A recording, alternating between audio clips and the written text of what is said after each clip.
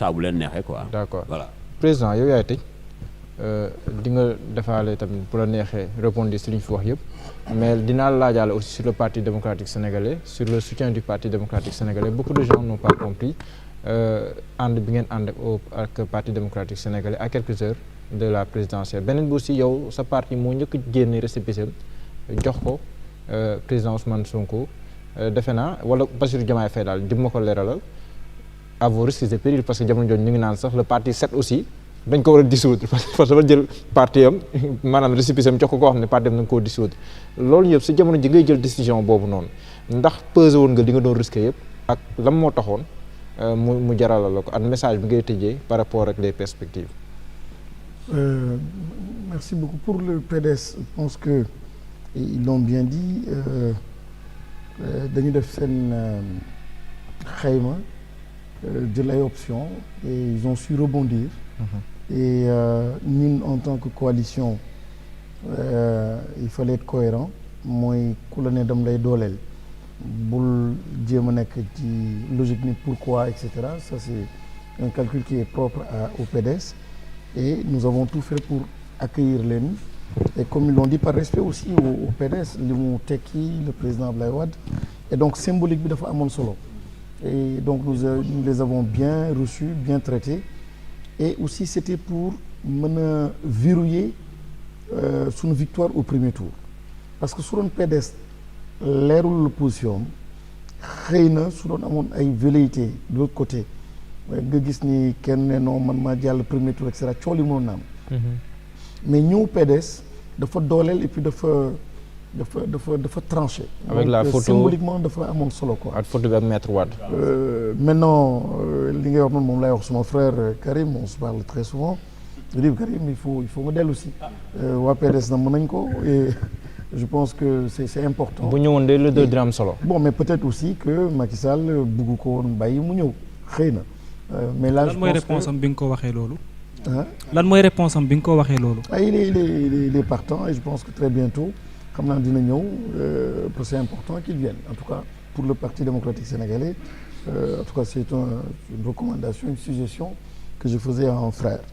et le PDS le mérite le président Abdoulaye Wade jaar-jaaram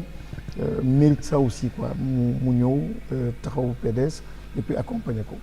et ce serait dommage quand même de perdre lu mel noonu pour la vie politique et démocratique donc au Sénégal leneen li mooy me concernant man je suis très à l'aise ci combat bi parce que dama nekkoon ak président Ousmane Sonko à l'Assemblée nationale ci première heure injustice yi bi mu ko dalee ci la ñu taxaw di xeex à l'époque j'étais même pas avec président Ousmane Sonko moi j'étais avec ci coalition Idy en 2019 mais injustice dama ne nii suñu borom nu mu sàkkee doomu aadama munul soo nekkee nit munoo toog di indifférent par rapport à l'injustice les pleurs d'un bébé am na muy def nit ku ñu tooñ ci mbedd bi su dee nit nga rek am na ni mu lay def et je pense que même ceux-là qui étaient du côté de Macky Sall am na injustice bi proportion yu mu amoon wax dëgg yàlla ça a dérangé tous les Sénégalais et le président Macky Sall dafa sans s'en rendre compte il a renforcé le président Ousmane Sonko daf ko dooleel parce que nit la yàlla sàkkee noonu mooy pour qu'il soit bien pour qu'il soit en paix il faut que mu am justice et donc il y a eu tellement d'injustice tellement vraiment on a tellement perdu que finalement les Sénégalais ñoo xam ne sax daanuñu wax politique damay gis par exemple certains qui étaient retraités d'autres qui étaient de l'administration généralement très silencieux ñoom ñoo jël position parce que mbir bi dafa ëppoon cadre Pastef ak cadre Ousmane Sonko et je crois que ça a été fatal au régime en place maintenant ci cadre googu pas suma récépissé mais ci la ne suma parti ñu investir président Ousmane Sonko mais il y avait d'autres partis aussi qui avaient fait comme nous et qui étaient allés plus loin d'ailleurs jëloon seen récépissé jox ko président Ousmane Sonko jox ko Diomaye Faye pour justement contourner barrières yoo xam ni ak stratagème yoo xam ni Macky Sall tegoon na ko mais li may wax Diallo c'est vraiment le message que je veux partager adduna day jeex et moi je défends toujours le capital spirituel dama koy défendre bu baax on parle de capital humain capital financier capital mais le Sénégal a quelque chose de particulier mooy c'est son capital spirituel et il partage ça avec les pays émergents surtout côté Asie ñoom aussi dañu am capital spirituel maanaam seen spiritualité moo infusé seen politique seen organisation dugg ci nit ñi ba nekk en fait un levier de transformation extrêmement puissant Sénégal nag daf ko am mu nekk loo xam ni lu rëy la moo tax jàngat bi ñu war a jàng ci lii am et ça me fait très mal quand on reste enfermé dans des analyses politiques des analyses tellement techniques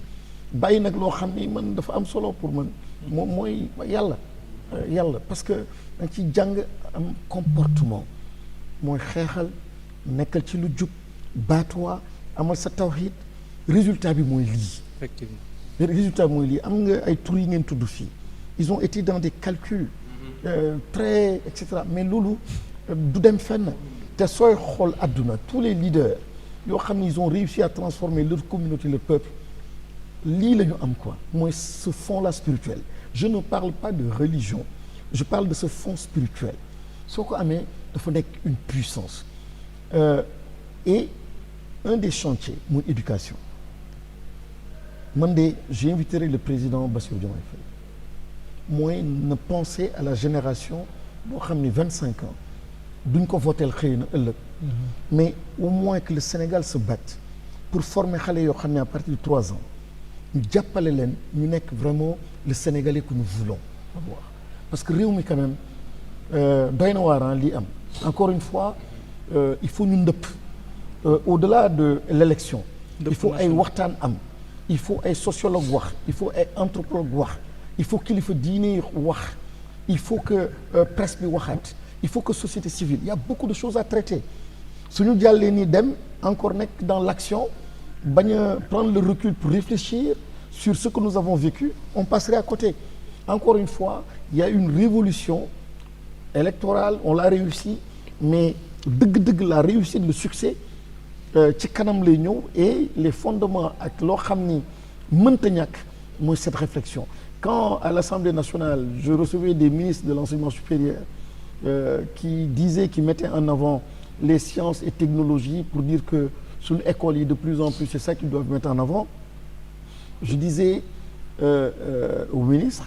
ma ne ko dafay am solo trop lépp luy réflexion lépp luy philosophie façon d'apprendre et de penser buñ ko bàyyi tubaab yi dañu sukkandiku ci loolu tabax seen réew tabax seen démocratie ba pare nag nekk ci science ñun suñu yàkkamtee dugg ci science